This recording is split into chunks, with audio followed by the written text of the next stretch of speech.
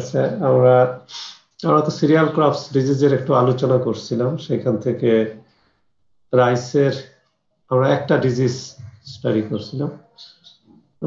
সেটা হলো blast disease.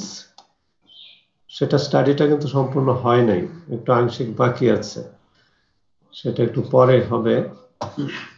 তার মধ্যে একটা অ্যাসাইনমেন্টও দিয়েছিলাম তোমাদেরকে। আসলে অ্যাসাইনমেন্টটা ছিল একটু টেস্ট, যে প্রযুক্তির বিষয়, তো প্রযুক্তি তোমরা তো অনেক অ্যাডভান্স, আমরা এখনো এতটা অ্যাডভান্স হইতে পারিনি। শিক্ষানবিশ আছি, কখনো কখনো তোমাদের কাছ থেকে শিখতেছি, যার কারণে আমি একটু ট্রায়াল বেসিসে ওইটা দিয়েছিলাম। সর্বশেষ আমি গতকাল যেটা দেখছি, সেখানে আপলোডিং হয়েছে, অনেকেরই ফাইল আপলোডিং হয়েছিল। ওই আপলোডিং এ একটা সমস্যা ছিল, সেটা হলো যে তোমরা যে ফাইলটা আপলোড করছো, সেই ফাইলে কেউ জেপিইজি ফরম্যাটে করছো, কেউ পিডিএফ এ, কেউ বিভিন্ন ফরম্যাটে করছো। এটা একটি সমস্যা। আর একটি সমস্যা হলো যে ফাইলের নাম অলওয়েজ রিনেম করতে হবে তোমার স্টুডেন্ট আইডি দিয়ে, তাহলে আমাদের দেখতে একটু সুবিধা হয় এবং ইজি হবে এবং সিরিয়ালি আসবে। আর যখন তোমরা নাম দিয়া বা কেউ ক্যাম স্ক্যানার দিয়া ফাইল করছো, তখন এটা একটু অসুবিধা হয়েছে দেখতে আর কি। যদিও আমি খুব একটা দেখি না এই ফাইলগুলি, আমি তো এটা প্রসপন করে দিয়েছিলাম। যাক, ওইটা আমি কিছুটা সমস্যা ছিল, এগুলি অনেকটা ওভারকাম করতে পারছি। আজকে ক্লাসের শেষে আমি আরেকটা অ্যাসাইনমেন্ট দিব। ক্লাসটা শেষ করি, তারপরে আমি একটা অ্যাসাইনমেন্ট দিব। সেই অ্যাসাইনমেন্ট নিয়ে আমি আর একটু কথা বলবো। আর একটা জিনিস অবশ্যই মনে রাখবা, ফাইলের নাম যেন অবশ্যই তোমার স্টুডেন্ট আইডি দ্বারা হয়। আর এখন ওই ওয়ার্ড ফর্মে অথবা পিডিএফ ফর্ম ছাড়া অন্য কোনো ফর্মে যদি ফাইল লোড দাও, তাহলে ফাইলটা লোড হবে না। ওইটা আমি করে দিয়েছি। এটা একটু মনে রাখবা। অনেকে দেখা যায় জেপিইজি ফরম্যাটে দিবা, কিন্তু ফাইলটা লোডিং হবে না। এটা অবশ্যই পিডিএফ এ কনভার্ট করে অথবা ওয়ার্ড ফর্মে কনভার্ট করে এটাকে করা যাবে। পিডিএফ হলো সবচেয়ে ভালো। আমরা ওইটা পরে আলোচনা করব। আমরা ব্লাস্ট ডিজিজ দেখছিলাম, পাতার মধ্যে, স্টেমে বা এই তারপরে নোডে, তারপরে শীষের গোড়ায়, ইভেন পেনিক্যাল ব্রাঞ্চ, এগুলিতে এটার ইনফেকশন হয়। টিপিক্যাল যে ইনফেকশন যেটা পাতার মধ্যে হয়, এটি আমরা কি আসলে ব্লাস্টের টিপিক্যাল সিমটম বলে ধরে থাকি। এবং সেটা দেখা যায় একটা স্পট হয়, আর এই স্পটটার আমরা একটা বর্ণনা দিয়েছিলাম। এবং সেদিন একটা কথা বলছিলাম, যে কোনো স্পটের বর্ণনা দিতে যে তিনটি বিষয় খেয়াল রাখবা। একটা হলো স্পটের সাইজ, স্পটের শেপ এবং স্পটের কালার। এটা ইনিশিয়াল স্টেজে হইতে পারে, তারপরে স্পট তো আর স্থির থাকে না, একটু বড় হইলো, তারপরে হইলো, তারপরে একদম শেষ মুহূর্তে কি হয় সেটাও হইলো। তাহলে নিশ্চয়ই তোমাদের মনে আছে যে এই ব্লাস্টের স্পটের শেপটা কি, একজন বলো দেখি, কি শেপের স্পট হয়, কারো মনে আছে? স্যার, ডায়মন্ড হেড, লাইক হ্যাঁ, ডায়মন্ড। সার্কুলার। হ্যাঁ, ডায়মন্ড সার্কুলার নয়, সার্কুলার তো একটা নির্দিষ্ট শেপ, এটা ডায়মন্ড শেপড হয়, এটা মনে রাখবা। অথবা মানুষের যদি চোখের একটা ছবি আঁকা হয়, তাহলে যেমন হয় অনেকটা এরকম হয়। মোটামুটি এই শেপটা দেখেই আমরা বলে দিতে পারবো যে হ্যাঁ, it is blast disease caused by পাইরিকুলারিয়া গ্রাইসিয়া or পাইরিকুলারিয়া অরাইজি। এটা কিন্তু একটা সুন্দর বৈশিষ্ট্য, যে যেটা দ্বারা আমরা সহজে এটাকে আইডেন্টিফাই করতে পারি। ঠিক আছে, প্রত্যেকটা ডিজিজ, প্রত্যেকটা আমরা ডিজিজ নিয়ে যেহেতু আলোচনা করতেছি, ডিজিজের কথা মধ্যেই থাকি, তার কিছুটা ইন্ডিভিজুয়াল আইডেন্টিটি থাকবেই। যেমন ব্লাস্টের আইডেন্টিটি হলো যেটা আই শেপড বা ডায়মন্ড শেপড স্পট তৈরি করবে। এটা একেবারে টিপিক্যাল, এটুকু মনে রাখলেও চলবে। বাকি তো তুমি দেখে দেখে বুঝতে পারবা কালার কি হয়, সেন্টার পোর্শনের কালার কি হয়, মার্জিনের কালার কি হয়, এগুলি দেখে সুন্দরভাবে এটাকে আইডেন্টিফাই করা যায়। ছবি সহ আমরা গত ক্লাসে দেখছি। আমরা এই যে যেমন এখানে এটা তো ডায়মন্ড শেপ বা আই শেপ, এটা স্পষ্টই বোঝা যাচ্ছে, কোনো ভুল নেই। এটা দেখে দেখে আমরা আরো বিভিন্ন জায়গায় যে স্পট হয় সেটা আমরা দেখছি, কি পরিমাণ লস হয় সেটা আমরা একটু আলোচনা করছি। ফাইনালি আমরা আসছিলাম যে তার ম্যানেজমেন্ট আইসা আমরা একটু ডাইভার্ট হয়ে গেছি, যে আমরা যদি ডিজিজ ট্রায়াঙ্গেল সম্পর্কে নলেজ থাকে আমাদের, তাহলে ম্যানেজমেন্ট করতে সুবিধা হবে। অথবা ডিজিজ সাইকেল সম্পর্কে যদি আমাদের নলেজ থাকে, তাহলে আমাদের ম্যানেজমেন্ট করতে সুবিধা হবে। আমি একটু অ্যাডভান্স বলে রাখি, আজকে আমাদের যে অ্যাসাইনমেন্টটা হবে সেটা এই দুইটা পয়েন্টের উপরই হবে। নিজের একটু থিঙ্ক করো যে এই ডিজিজ ট্রায়াঙ্গেলের যে নলেজ, তুমি সেটাকে কাজে লাগিয়ে কিভাবে ব্লাস্টের একটা ম্যানেজমেন্ট প্র্যাকটিস করবা। এটা তোমরা অ্যাসাইনমেন্ট হিসেবে জমা দিবা, আমি লিঙ্ক দিব পরে।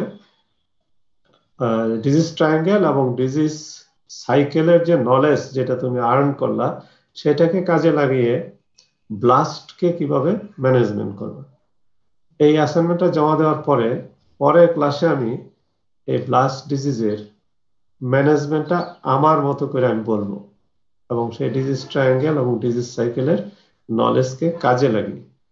তাহলে যে বিষয়টা হবে সেটা হলো যে তোমাদের নলেজ আর বাস্তবে বা আমাদের নলেজ বা প্র্যাকটিক্যাল নলেজটার মধ্যে যে গ্যাপ, সেটা বোঝা যাবে। এটার জন্যই আজকে আমাদের এই পরে যে অ্যাসাইনমেন্টটা দিব সেটাই হলো আমার টার্গেট। তাহলে আমি পরের স্লাইডে কিন্তু ম্যানেজমেন্ট প্র্যাকটিসটা আছে, এটা আমি আজকে দেখাবো না, এটা তোমরা অ্যাসাইনমেন্ট জমা দেওয়ার পরে আমি ওই ম্যানেজমেন্ট প্র্যাকটিসটা দেখাবো।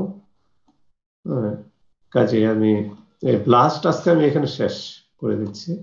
আমরা আরেকটি ডিজিজের মধ্যে যাব, ব্লাস্ট নিয়ে আজকে আর আমাদের কথা নাই, নতুন আরেকটি ডিজিজ নিয়ে আমরা আজকে স্টাডি করব। এই এতক্ষণ আমরা যা আলোচনা করছি সেটা হলো প্রিভিয়াস ক্লাস থেকে। কাজে নতুন ডিজিজটা দেখে আমরা কি একটা ডিজিজ নিয়ে তোমাদের সাথে আজকে কথা বলতে পারি সেটা আমরা একটু দেখতেছি।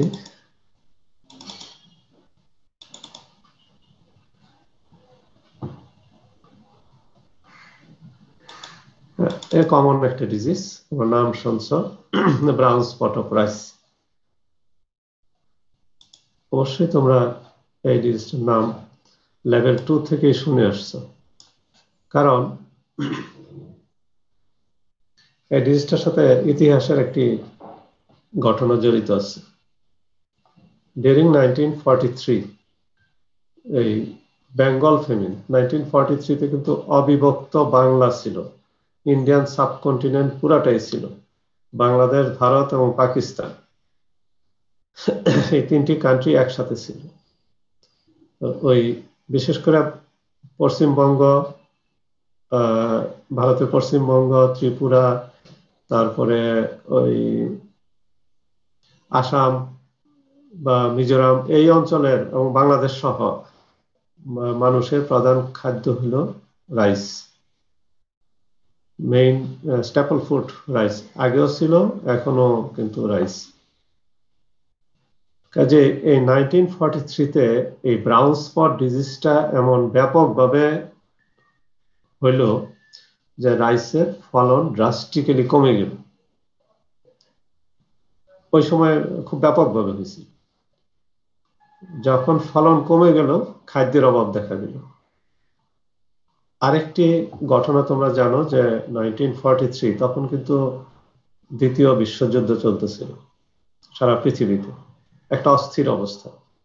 কোথাও যখন খাদ্যের একটু সংকট দেখা দেয় যুদ্ধকালীন সময়ে, তখন বিশেষ করে এটা একটা হাহাকার পড়ে যায়। সেটাও একটি কারণ ছিল। এক হলো উৎপাদন কম হয়েছে ডিউ টু ব্রাউন স্পট, দ্বিতীয় হলো যুদ্ধ বিধ্বস্ত দেশ বা সারা পৃথিবী যুদ্ধ বিধ্বস্ত। এই অবস্থায় মোর দেন 2 মিলিয়ন পিপল না খেয়ে মারা গিয়েছিল, এরকম রিপোর্ট আছে। বা অনাহারে অর্ধাহারে অনেক মানুষ মারা গেছিল। ইভেন তোমরা যদি ইউটিউবে সার্চ দাও বেঙ্গল ফ্যামিন নামে, তাহলে ওই ফ্যামিনের কিছু দৃশ্যাবলী দেখতে পাবে, খুব ব্যাপকভাবে হয়েছিল। কাজে এই ডিজিজটার সাথে তোমরা লেভেল 2তেই পরিচিত হয়েছিল। আজকে ওই ডিজিজটার মাত্রা, ক্ষতিকর দিক, বা কিভাবে আমরা ডিজিজটাকে মাঠে আইডেন্টিফাই করতে পারবো, কিভাবে তার ম্যানেজমেন্ট করতে পারবো, এই দিকগুলি নিয়ে আমরা আজকে আলোচনা করব। ঠিক আছে, তাহলে আমরা শুরু করি। কয়জন পার্টিসিপেন্ট আমাদের আজকে? 155। ওকে, এনাফ। আরো আসলে সমস্যা নেই। এই ডিজিজটা কোথায় ঘটে এটা দেখি আমরা। এটা লিফ শীথ, পেনিক্যাল ব্রাঞ্চ, গ্লোম এবং গ্রেইন, মানে গাছের সব জায়গাতেই আসলে ইনফেকশন করে। It is an indication of plant stress. এই কথাটার মধ্যে একটু ব্যাখ্যা দেওয়া দরকার। এই ডিজিজটা সংগঠিত হয় যখন প্লান্ট খুব স্ট্রেস কন্ডিশনে থাকে। স্ট্রেস কন্ডিশন বলতে কোনো কারণে গাছের যদি খাদ্যের সংকট দেখা দেয়, তাহলে ওই প্লান্টে এই ডিজিজটা বেশি হয়। মানে এটার অর্গানিজম হলো বাইপোলারিস, তোমরা হয়তো জানো। এই বাইপোলারিসের ইনফেকশনটা হয় যখন গাছ দুর্বল হয়ে যায়। আর গাছ কখন দুর্বল হয়? যখন তার নিউট্রিয়েন্টের অভাব থাকে। বিশেষ করে নাইট্রোজেন ফার্টিলাইজারের যদি অভাব হয়, তাহলে এই ডিজিজটা বেশি হয়। বর্তমানে এই ডিজিজটা একেবারেই মাইনর হয়ে গেছে, খুব একটা হয় না বললেই চলে। কারণ তার কয়েকটা কারণ আছে। এক হলো নাইট্রোজেনের ডেফিসিয়েন্সি এখন কৃষকের মাঠে হয় না বললেই চলে, কারণ প্রচুর পরিমাণে ইউরিয়া ফার্টিলাইজার অ্যাভেলেবেল আছে, এটা একটি কারণ। আর দ্বিতীয় কারণ হইল যে ব্রিডিং এর মাধ্যমে প্লান্টের জেনেটিক মেকআপ চেঞ্জ করে হাই ইল্ডিং এবং ডিজিজ রেজিস্ট্যান্ট অনেক ভ্যারাইটি ডেভেলপ করেছে, প্রচুর পরিমাণে। ওই ভ্যারাইটিগুলি এতটাই রেজিস্ট্যান্ট যে এই ব্রাউন স্পট একেবারে আক্রমণ করতেই পারে না, মানে বাইপোলারিস খুব একটা আক্রমণ করতে পারে না বললেই চলে। যাই হোক, এই হলো তার মূল বিষয়। আমরা একটু দেখি যে কিভাবে আমরা এই ডিজিজটাকে ডায়াগনোসিস করব, কিভাবে চিনতে পারবো। একটু লেখাটা পড়ি, তারপরে আমরা ব্যাখ্যায় যাব। Small brown circular to oval spot with yellow margin appear on leaf. এখানে অনেকগুলি মেসেজ আছে কিন্তু এই লাইনটাতে, সংক্ষেপে লিখছি তো। সেন্টেন্স, অনেকগুলি সেন্টেন্স লেখা যেত এটা নিয়ে, কিন্তু আমি খুব সংক্ষেপে লিখছি। দেখো, সাইজ বলছি স্মল, কালার বলছি, তারপর শেপ বলছি। এখানে স্মল সাইজ, ব্রাউন মানে কালার, আর সার্কুলার হলো শেপ আর ওভাল স্পট। তারপরে বলে দিচ্ছি তার বাইরে আবার একটা ইয়েলো মার্জিন থাকে, এবং এটা পাতার মধ্যে যখন স্পট হয় সেটা। তো ওই যে স্পটের বর্ণনা দিতে যে আমরা 3টা পয়েন্টের কথা বলছি, সাইজ, শেপ, কালার, এই 3টাকে এখানে সমন্বয় করা হয়েছে। Initial spots are reddish brown to brown. এখানে আমার একটু বলা হয়েছে যে ইনিশিয়ালটা কেমন হয়। তারপর mature spots have grey centre with a dark brown margin. হ্যাঁ, যখন স্পটটা একটু ম্যাচিউর হয় তখন সেন্টার পোর্শনটা একটু ধূসর হয়, আর মার্জিন যে অংশ স্পটে সেটা থাকে ব্রাউন অথবা ডিপ ব্রাউন, বিভিন্ন রকম হয়। এখন এই কথাগুলির সাথে আমরা একটু মিলাই এই ছবিটার, তাহলে আমার মনে হয় ঠিক হবে। আমরা একটু শেপটা দেখি তো। এই যে এখানে দেখো তো ওভাল শেপ, এইটা কি ওভাল শেপ মনে হয় না? আমার পয়েন্টটা কি দেখা যায়? হ্যাঁ স্যার, দেখা যাচ্ছে। জি স্যার, দেখা যাচ্ছে। আচ্ছা ঠিক আছে। এটা এই যে শেপ, আগে তো আমরা ব্লাস্ট দেখছি, ব্লাস্টের থেকে কি এখানে শেপটা একটু পার্থক্য মনে হয়? দেখো এটা একটু ওভাল শেপড, এই স্পটটাকে আমরা ওভাল শেপ বলতে পারি। এগুলো তো টিপিক্যাল ওভাল শেপ যদি তোমরা বুঝে থাকো। আর কখনো কখনো সার্কুলারও হয়। এটা রাইসের ভ্যারাইটি, জেনেটিক মেকআপ, তারপর প্যাথোজেনের জেনেটিক অ্যাবিলিটি, এগুলি এবং এনভায়রনমেন্টাল ফ্যাক্টর অনেক কিছুর উপর নির্ভর করে। আমরা যে যা বলবো তাই যে মাঠে পাবো, নট নেসেসারি, কিন্তু কাছাকাছি গেলে আমরা যেন চিনতে পারি, এই জন্য আমরা এই ডিজিজগুলি এভাবে দেখি। তবে এটাকে ওভাল স্পট। দেখো এই প্রথম সেন্টেন্স এখানে বলা আছে স্পট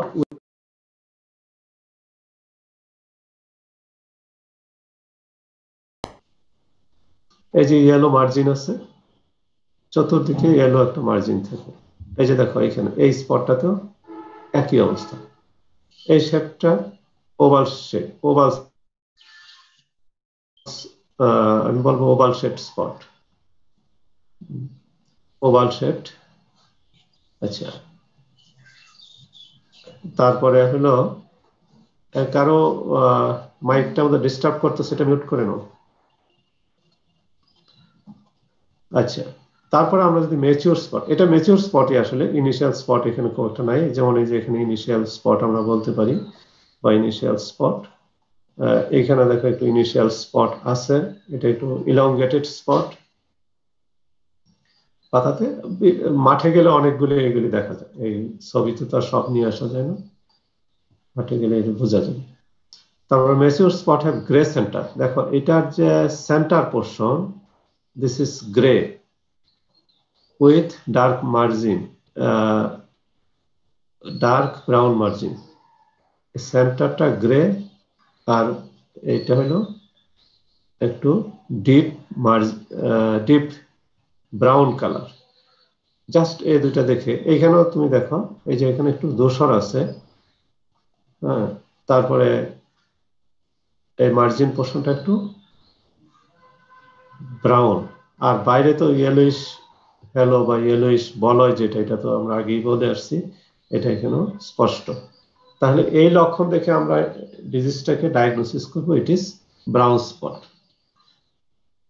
আমাকে একটা জিনিস বলবা যে এই ব্লাস্ট এবং ব্রাউন স্পট এই দুইটা কিন্তু খুব কাছাকাছি লক্ষণ, সেই জন্য দুইটাকে আমি পর পর দেখাচ্ছি। এই দুইটাকে তোমরা সেপারেট করতে পারবা কিনা, কি মনে হয়?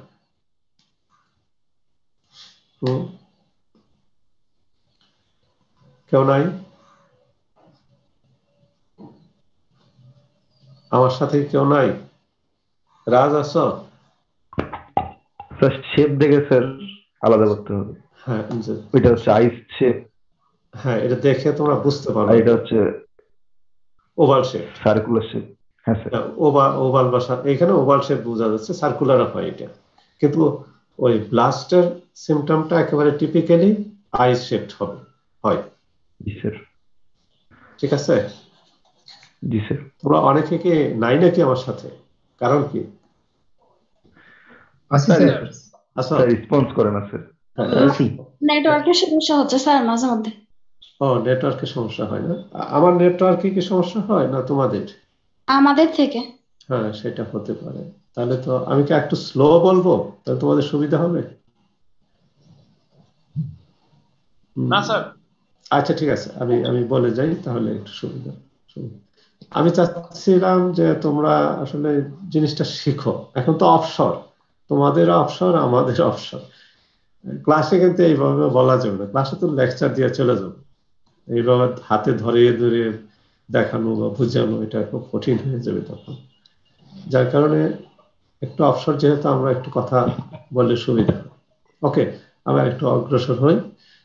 এটা তো পাতায় গেল, তাই না? এখন দেখো আমরা গ্রেনের কি দেখা যায়। এই দেখো, এই যে গ্রেনের উপরে অনেকটা সিমিলার টাইপ, এই পাশে যেগুলি আছে অনেকটা সিমিলার টাইপ। এই ধূসর, একটু ডিপ ব্রাউন, আর মার্জিন তো এটা অনেক সময় বোঝা যায় না, কিন্তু গ্রেনটা যদি গ্রিন থাকতো তাহলে ঠিকই ওইরকম সিমটম বোঝা যেত, ঠিক আছে।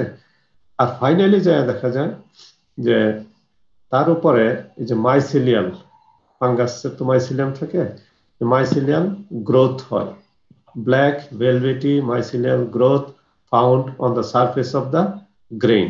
এটা কিন্তু তার একটা টিপিক্যাল ক্যারেক্টারিস্টিক্স। তোমরা যদি ল্যাবে তো এই ক্লাসটা করতেই হবে, দেখবা প্রথম ক্লাসটাই দিবে গ্রেন স্পট অফ রাইস।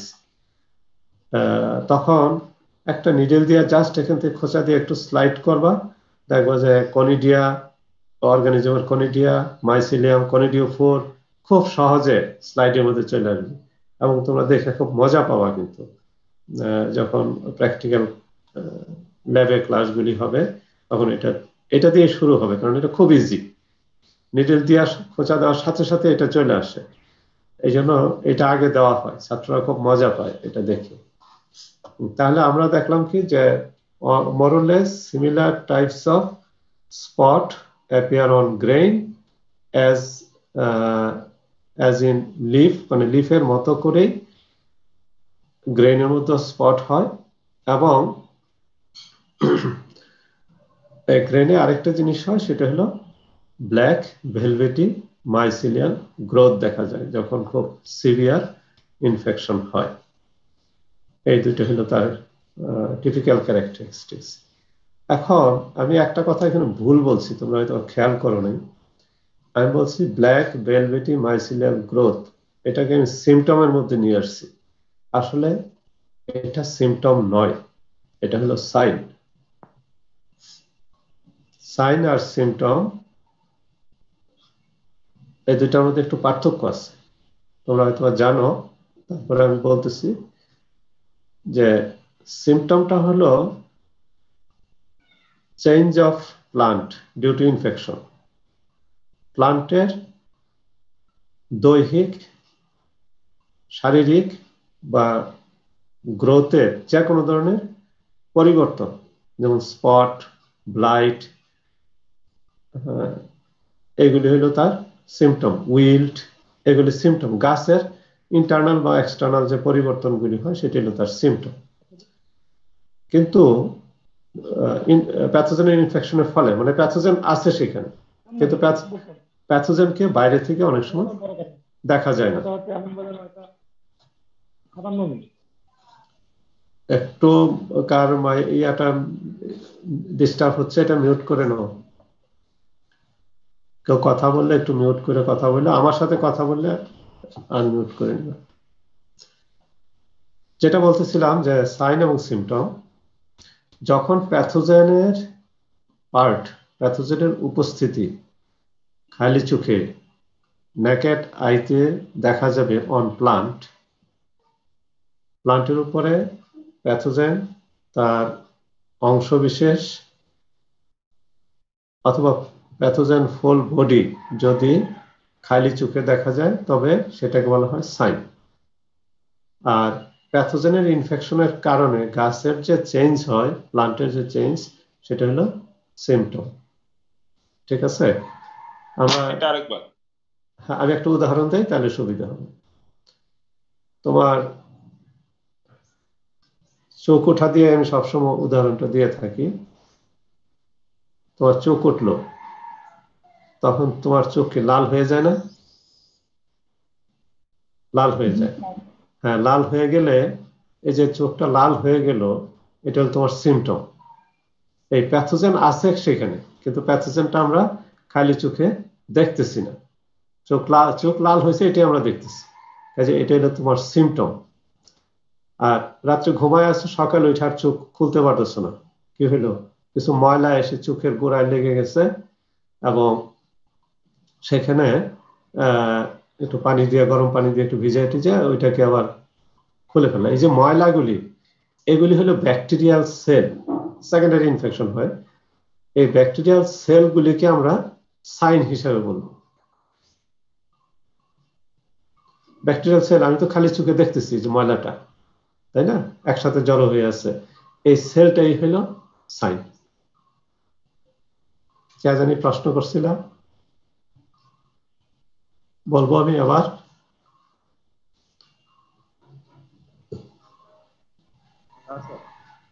বুঝতে পারছো? জি স্যার। আচ্ছা, এই সাইন আর সিমটম আরো বিভিন্ন জায়গায় আমি বলবো, তোমাদেরকে আমি জিজ্ঞাসা করবো কোনটা সাইন কোনটা সিমটম, তখন আরেকটু ক্লিয়ার হবে। আমি আরো বিভিন্ন জায়গায় দেখাবো সুযোগ থেকে। তাহলে এইখানে এই যে ভেলভেটি স্ট্রাকচার, এটা তো ছত্রাকের উপস্থিতি আমি খালি চোখে দেখতেছি যে কালো কালো দেখা যাচ্ছে, এটা হলো সাইন। আর এইখানে দেখো এই যে গাছের সরি এই গ্রেইনের উপরের চামড়াটার কালার চেঞ্জ হয়ে গেছে, এটা হলো তার সিমটম। প্যাথোজেন এখানেও আছে এখানেও আছে, পার্থক্য হলো এটা আমি খালি চোখে দেখি আর এটা আমি খালি চোখে দেখতে পাই। Okay, disease cycle. The fungus is normally present in areas with long history of rice culture. ধান আমরা কি করি, ধান চাষ করি, তারপরে জমিটা অনেক সময় কিছুদিন ফেলে রাখি অথবা অন্য কোনো ফসল চাষ করি, তারপরে আবার সেই জমিতে একইভাবে ধান চাষ করে যাচ্ছি। কিছু নিচু জায়গা আছে সেখানে ধান ছাড়া অন্য কোনো চাষ করা যায় না, তাহলে এইগুলিকে বলা হয়েছে long history of rice culture. একই জমিতে যদি একই ফসল বারবার করা হয় তাহলে সেই জমিতে বিভিন্ন ধরনের বা সেই ফসলের মধ্যে রোগবালাইয়ের আক্রমণটা একটু বেশি হয়। তো রাইসের ক্ষেত্রে এটা যদি দীর্ঘদিন যাবত রাইসের পরে রাইস কাল্টিভেশন করা হইতে থাকে তাহলে এই ব্রাউন স্পট ডিজিজটা বেশি হয়। The fungus survive on stubble and debris and on seed. Fungus ফসলের যে অবশিষ্টাংশ থাকে এবং সিড, ইভেন সয়েল, এখানে লেখা হয়নি, সয়েলের মধ্যে থাকে, সরাসরি সয়েলের মধ্যে থাকে ফাঙ্গাস। তারপরে পরের বছর কিভাবে ইনফেকশনটা করে, spore produced in infested debris and older lesion infect the crop in the next year. অর্থাৎ এই যে যেখানে সে সার্ভাইভ করে থাকলো সেখানে পরের বছর যখন ওয়েদার বা তার জন্য ফেভারেবল কন্ডিশন আসে প্যাথোজেনের জন্য, তখনই সে গাছে ইনফেকশন করে স্পোর দ্বারা। আর spore disseminated by air and cause the infection, মানে যে স্পোর উৎপন্ন হয়, ডিজিজ সাইকেল আমি সেদিন একটু দেখাইছিলাম যে ওই ফসলের অবশিষ্টাংশ বা সার্ভাইভাল স্ট্রাকচার থেকে স্পোর বা ইনোকুলাম তৈরি হয়, সেই ইনোকুলাম বাতাস অথবা অন্য কোনো বাহকের মাধ্যমে বাহিত হয়ে গাছের কাছে যখন আসে তখনই ইনফেকশনটা হয়। এখানেও তাই হয়েছে। দেখো এটা হলো তার অর্গানিজম, বাইপোলারিস ওরাইজি, কনিডিউ 4, দিস ইজ কনিডিউ 4, এটা মাইসিলিয়াম, এগুলো হলো কনিডিয়া। কনিডিউ 4 এর মধ্যে কনিডিয়াগুলি লেগে আছে বা আছে। এখানে এগুলি হলো তার স্পোর বাইপোলারিস।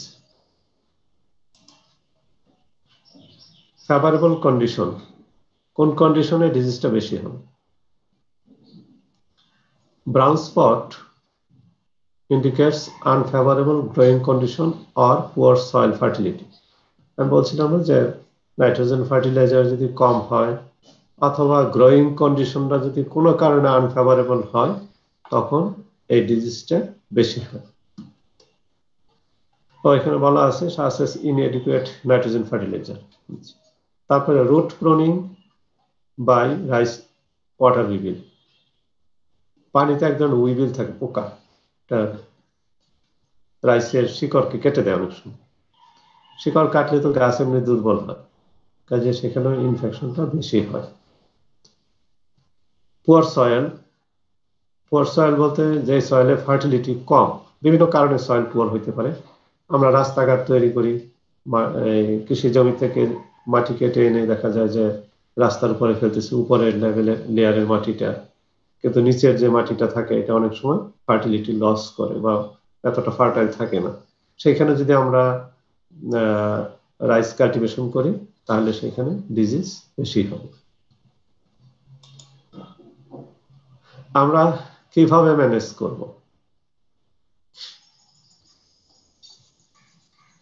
ম্যানেজমেন্ট আমরা করব যে মেইনটেইন প্রপার ফার্টিলিটি লেভেল।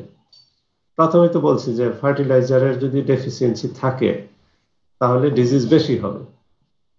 কাজে আমি যদি প্রপার ফার্টিলিটি লেভেলটাকে মেনটেন করি তাহলে ডিজিজ কম হবে। প্রপার বলতে নির্দিষ্ট ডোজ দিতে হবে, বেশি দিলে আবার সমস্যা আছে, বেশি দিলেও ডিজিজ বেশি হবে, ব্রাউন স্পট না হলে অন্য ডিজিজ বেশি হবে। কাজে প্রপার ফার্টিলিটি লেভেলটাকে মেনটেন করতে হবে। Correct the factors causing the plant stress and poor growth.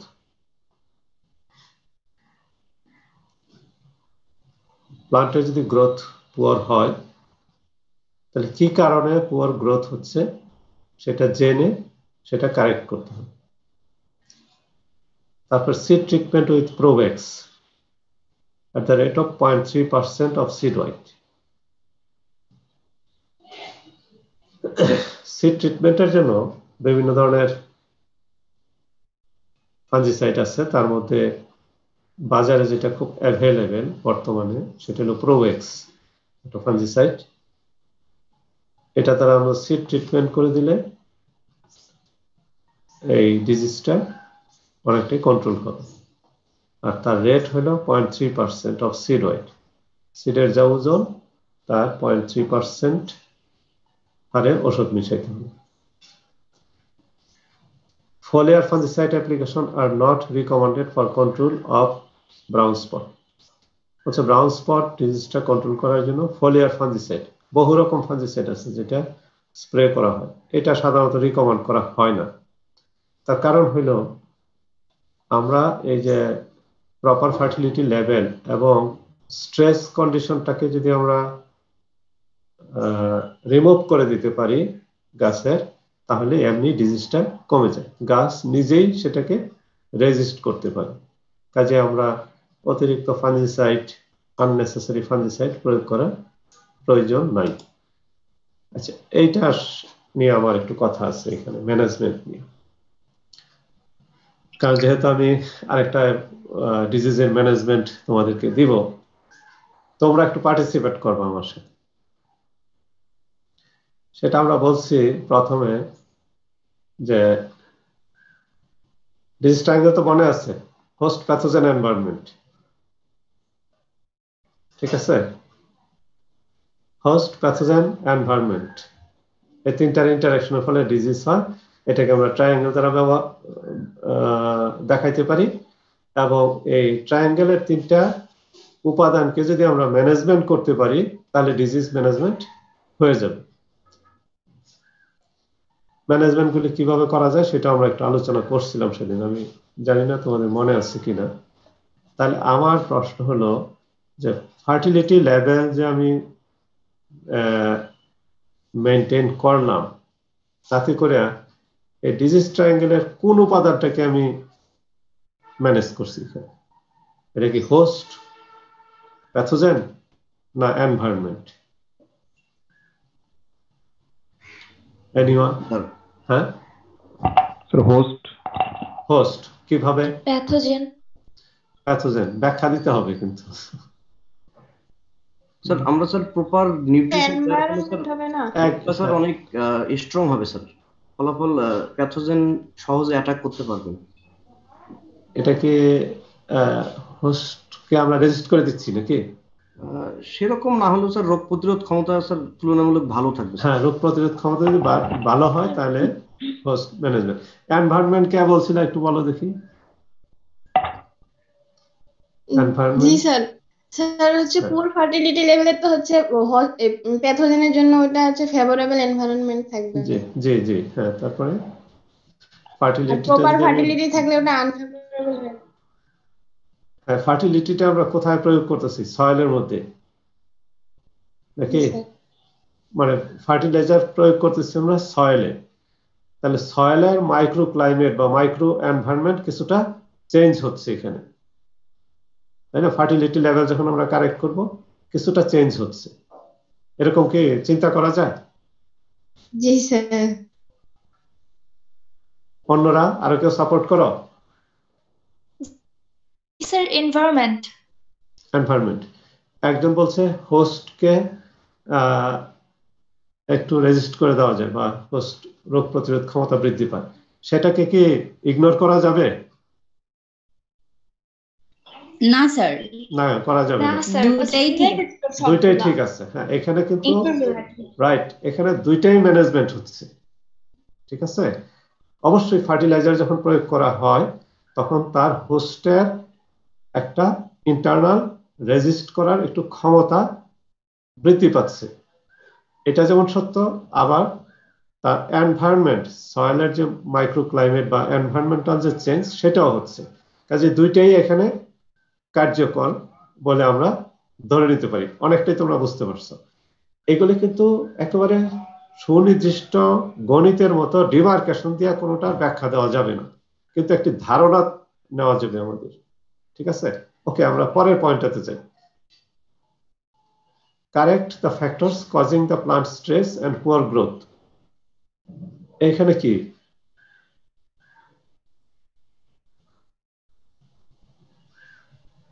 Sir এখানে তো হোস্টকেই বুঝাইছে। হ্যাঁ, তোমাদের ওইখানে একটা কথা মনে আছে কিনা যে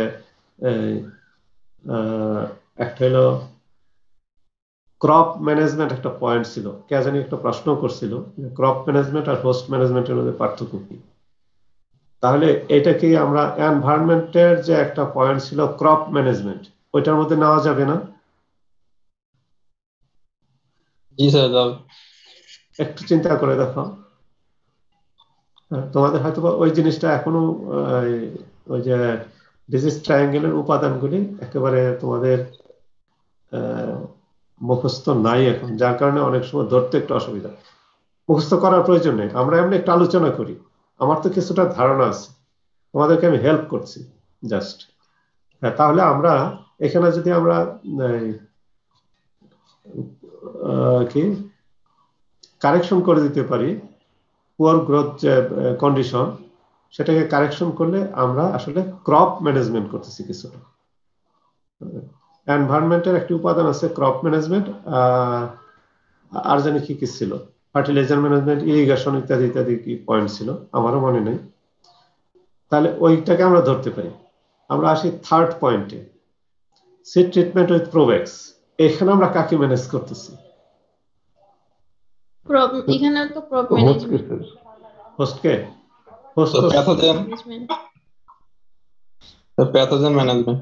প্যাথোজেন ম্যানেজমেন্ট কিভাবে?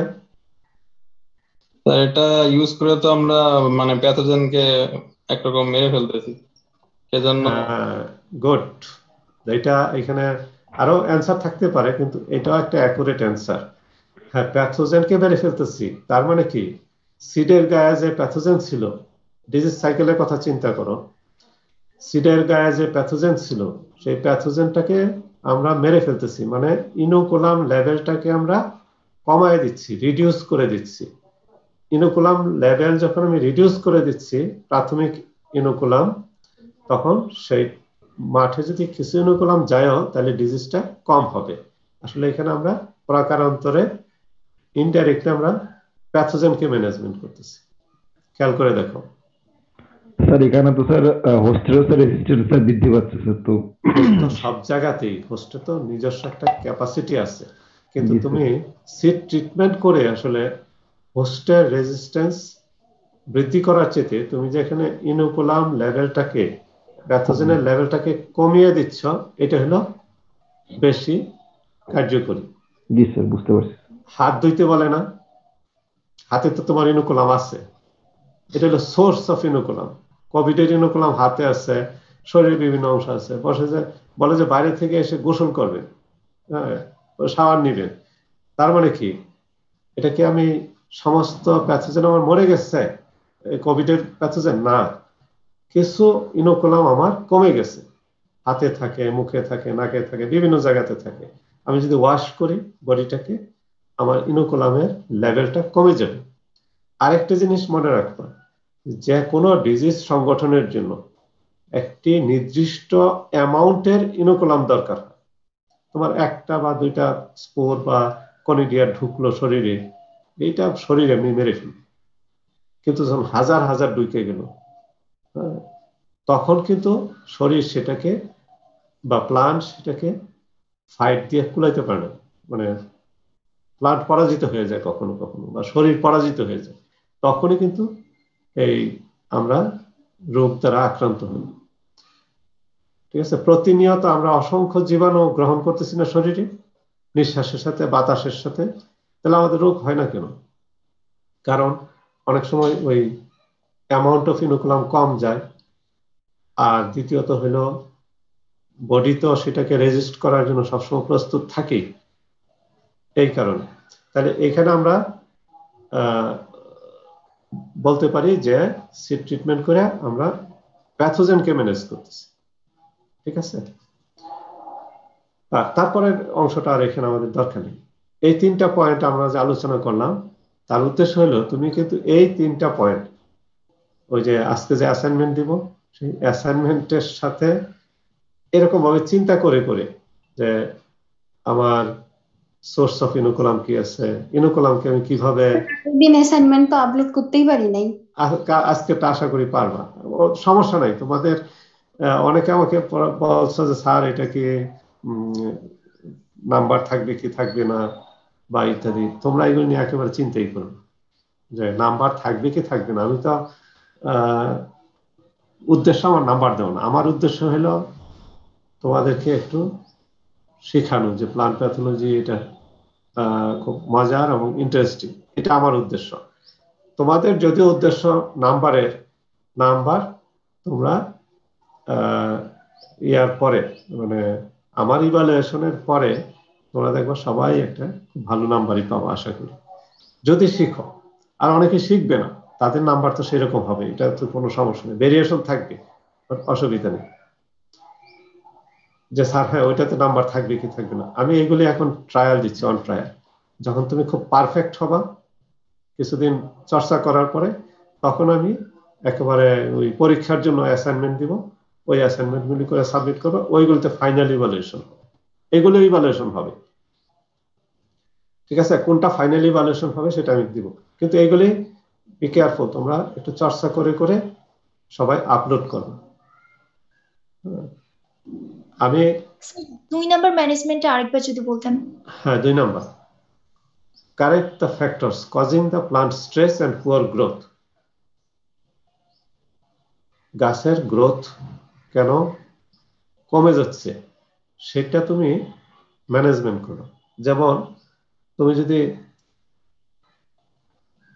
মনে করো যে খুব ড্রাই কন্ডিশনে রাইস প্লান্ট করো, মাটি একদম শুকনা, সেখানে কিন্তু রাইসের গ্রোথ ভালো হবে না। রাইস সবসময় কর্দমাক্ত মাটিতে বা একটু পানি থাকলে সেটা রাইসের গ্রোথ ভালো হয়। কাজে এই যে ড্রাই কন্ডিশনে তুমি বা সই করার পরে গাছের তোমার পাম নষ্ট হয়ে গেছে, জমি শুকায় গেছে, সেখানে কি রাইস হবে?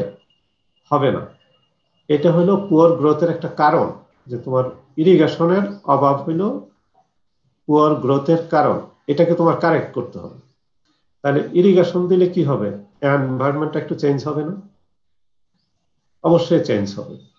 রাইসের গ্রোয়িং কন্ডিশনের যে এনভায়রনমেন্ট সেটা চেঞ্জ হবে। কাজেই এনভায়রনমেন্ট বা ক্রপ ম্যানেজমেন্ট করে তুমি এনভায়রনমেন্ট চেঞ্জ করতে পারবা, সেই চেঞ্জের মাধ্যমে ডিজিজ কন্ট্রোল হবে। আরো কোনো প্রশ্ন?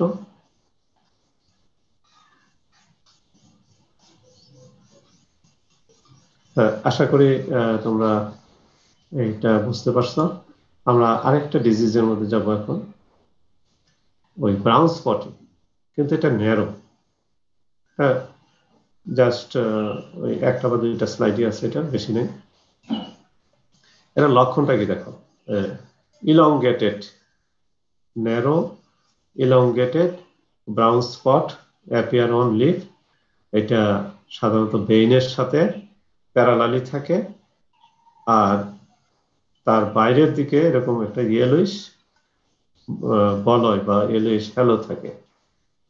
কি বলছে এখানে? Long narrow reddish brown lesion with yellow margin on leaf. এটা কিন্তু পরীক্ষার সময় তোমরা এখানে যা লেখা থাকে এটাই লিখে দাও। এটা কিন্তু সেন্টেন্স নয়, ইংলিশ সেন্টেন্স নয়। তোমাকে পরীক্ষার খাতায় লিখতে গেলে সেন্টেন্স কমপ্লিট করতে হবে। আমি স্লাইডে যে সেন্টেন্সটা লিখি এটা সেন্টেন্স থাকে না, তোমাদের বোঝার জন্য আমার মূল পয়েন্টগুলি শুধু আমি লিখে নিই, কাজে এটা একটু মনে রাখবে। ল্যাশনস আর parallel to vein leaf vein. আমরা যে আগেই বললাম যে প্যারালালি থাকে, usually confined to area between veins. সাধারণত দুইটা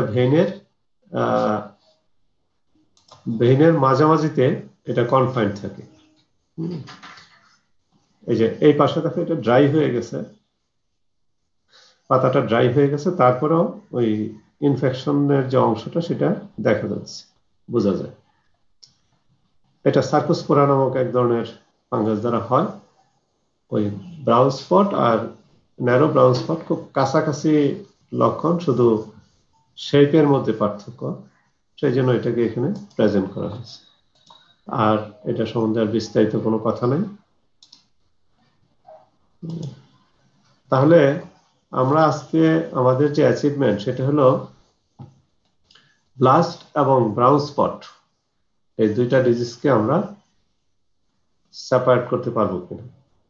ব্রাউন স্পট এবং ন্যারো ব্রাউন স্পট, এদেরকে আমরা সেপারেট করতে পারবো কিনা, এটা আমরা শেখার চেষ্টা করছি। আরেকটি বিষয় আমরা শিখছি, সেটা হলো যে এই ডিজিজ ট্রায়াঙ্গেল এবং শিখি নাই, শেখার চেষ্টা করছি। ডিজিজ ট্রায়াঙ্গেল এবং ওই ডিজিজ সাইকেলকে কাজে লাগিয়ে কিভাবে আমরা যে কোনো একটা ডিজিজের ম্যানেজমেন্ট প্র্যাকটিস করতে পারবো। এই কয়েকটা বিষয় নিয়ে আমাদের আজকে আলোচনা হয়েছে। আমি কি আরেকটা ডিজিজ, তোমাদের ধৈর্য আছে? না স্যার। কোনটা সঠিক? না না হ্যাঁ, কোনটা জয়যুক্ত হইল? হ্যাঁ না স্যার, নাই। আচ্ছা ঠিক আছে, না জয়যুক্ত হয়েছে, না জয়যুক্ত হয়েছে, না জয়যুক্ত হয়েছে, ঠিক আছে। তাহলে আজকে আমরা এখানে বন্ধ করব, কিন্তু তার আগে হ্যাঁ, কোনো প্রশ্ন আছে?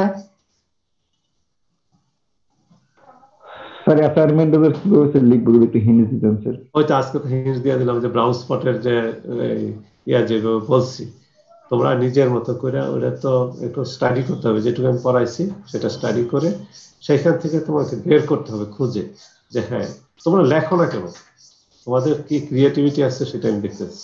তোমাদের অনেক ধরনের ক্রিয়েটিভিটি আছে, যেটা আমার চেয়েও বেশি। কাজে তোমরা ভয় পাবা না, ভুল হইলে ভুলটাই লেখো, কিন্তু লেখা সাবমিট করো। আরেকটা জিনিস আমি আবার বলি, যে অবশ্যই ফাইলের যে নামটা দিবা ওটা কিন্তু ওইখানে লেখা আছে, ফাইলের নামটা তোমার আইডি দিয়ে দিবা। অন্য কোনো কিছু দিয়ে যদি ফাইলের নাম দাও, মানে রিনেম করো, তাহলে অথবা একটা স্ক্যান করলা, ক্যাম স্ক্যানার নামে একটা ফাইল আসছে, এই ফাইলটা রিড হবে না, এটা মনে রাখবে, ঠিক আছে? একদম 100% ভুল লেখা পাঠাও, কোনো সমস্যা নেই, কিন্তু কোনো একটা কিছু দেখে বা অন্যটা কপি করে এটা করবা না। 100% ভুলের মধ্যে আমি 100% নাম্বার দিব, কোনো অসুবিধা নেই। আমি দেখবো তোমার আইডিয়াটা কি। স্যার ওটা কি ফাইল নেমটা হচ্ছে PLP 301 লিখে তারপর আইডিটা দিয়ে দিব? PLP 301 কিচ্ছু লেখার দরকার নেই, শুধু তোমার আইডিটা দিব, আর কিচ্ছু দরকার নেই। আইডি দিয়া PDF, হ্যাঁ, ওইখানে আমি যে অ্যাসাইনমেন্টটা দিব ওইখানে দেখবা একটা এক্সাম্পল দেওয়া আছে, তুমি ফাইলের নামটা কিভাবে রিনেম করবা তার একটা এক্সাম্পল দেওয়া আছে, ঠিক আছে? তোমার আইডি যেমন 15000534 হ্যাঁ .pdf, এটা হবে ফাইলের নাম, ঠিক আছে? এখন তাহলে কি আমি ওই ইয়াটা দিয়ে দিব অ্যাসাইনমেন্টটা? আমি রাজের কাছে পাঠিয়ে দিই, তোমরা তার কাছ থেকে সংগ্রহ করে নিবা। জি স্যার। ঠিক আছে, এটা সাবমিট করতে হবে, টাইম বোধ দেওয়া আছে কালকে কটা, সকাল 9টা 10টার মধ্যে মনে হয় সম্ভবত, না কয়টা জানি আছে, যাই হোক। হ্যাঁ আচ্ছা ঠিক আছে, কালকে 10টার মধ্যে তোমরা সাবমিট করবা। ইজি, নিজের একটু চিন্তা করে থিঙ্কিং করে দিবা। দেখি না তোমরা কে কতটুকু বুঝতে পারছো, এটা আমার উদ্দেশ্য, এটা আমার টার্গেট। ওকে, নেক্সট। খুব তাড়াতাড়ি দেখা করার চেষ্টা করব। তোমরা সবাই তত সময় ততদিন পর্যন্ত ভালো থাকবে। কালকে স্যার আমরা কি ওয়ার্ড ফাইলে লিখে দিব, নাকি আমরা যেরকম আগের বার লিখে পিক তুলে তারপর জেপিজি ফাইল বা ইয়েতে করে কনভার্ট করে দিছিলাম ওভাবে করবো, নাকি মাইক্রোসফট ওয়ার্ডে লিখে তারপরে পিডিএফ করে পাঠাবো? তোমাদের যার যেটা সুবিধা, মাইক্রোসফট ওয়ার্ডে লিখেও পিডিএফ করতে পারো, আবার যদি কেউ জেপিজি ছবি তুলে পাঠাও, ছবি তুলে পাঠালে হয় কি ওই স্পেসটা অনেক বেশি হয়। আর আগে ফাইল আপলোড হতো না, ওইটা একটা লিমিট ক্রস করে গেছিল, লিমিটটা আমি বাড়ায় দিছি, ওই যে স্টোরেজ লিমিটটাকে বাড়ায় দেওয়া হয়েছে। এখন আমি আশা করি সমস্যা হবে না। আর এটা ছবি তুলে পিডিএফ বানায় দিতে পারো, ছবি তুলে পিডিএফ বানায় দিতে পারো, কোনো সমস্যা নেই। কিন্তু পিডিএফ ফরম্যাটে ওই ফাইলের নাম মনে রাখবা, ফাইলের নাম অবশ্যই তোমার আইডি দেওয়া হবে, রিনেম করে। স্যার শুধু জেপিজি আপলোড করে তো সমস্যা নেই স্যার? জেপিজি আপলোড হবে না, করতে পারবে না। আচ্ছা স্যার, তাহলে পিডিএফ এ কনভার্ট করে দিতে হবে? হ্যাঁ হ্যাঁ, পিডিএফ এ কনভার্ট করে দিন। জেপিজি তুমি দাও, এখানে আপলোডই হবে না, ওটা কন্ডিশন দিয়ে দেওয়া হয়েছে। সেই জন্য আমি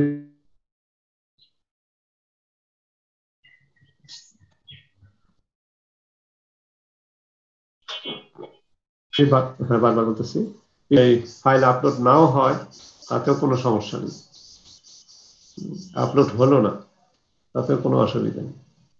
এটা তো আমরা বলছি যে, আমি বারবার বলতেছি তোমরা কতটুকু শিখলা, কতটুকু বুঝলা, আমার টার্গেট এটা। আমার টার্গেট ওই নয় যে আমি এখনই তোমাদেরকে কোনো একটা কিছুর মধ্যে ফেলে দিব। আমি একটু শিখাইতে পারলে পরে এক সময় আমি একটা ফাইনাল পরীক্ষা নিব, আর একটু অন্যভাবে সিস্টেম করে পরীক্ষা নেবো, যেখানে তোমরা স্কোর টোর সবকিছু দেখতে পারো। আমি চেষ্টা করতেছি যদি পারি, কারণ এগুলো ওই ট্রেনিং নিলাম কয়েকদিন, 2-3 দিন ট্রেনিং নিয়ে আমি এইটুকু অ্যাচিভমেন্ট করতে পারছি। যদিও তোমরা আমার চেয়ে অনেক এক্সপার্ট, অনেকে আছে খুবই দক্ষ। কালকে রাস্তা আমাকে বললো, আমি ওই যে আমাদের অফিসিয়াল ওয়েবসাইটে ওইটা আনলিমিটেড স্টোরেজ আছে, ওইটাতে আমি দিতে চাইলাম, তো বললো স্যার এটা তো অ্যাক্সেস দিতে হবে, অ্যাক্সেস তো আপনি দেওয়া ঠিক হবে না। পরে আমি দেখলাম ঠিকই, আমি তো অফিসিয়াল ওয়েবসাইটের অ্যাক্সেস কাউকে দিতে পারি না, দেওয়া ঠিকও হবে না, এটা অনেক সমস্যা আছে। যার কারণে ওটা থেকে বের হয়ে আসে আবার গুগল ডকে আমি বা গুগল ফর্মে আমি করছি। এইগুলি তো দেখলাম যে তোমরা আরো বেশি দক্ষ। ঠিক আছে, শেষ করব?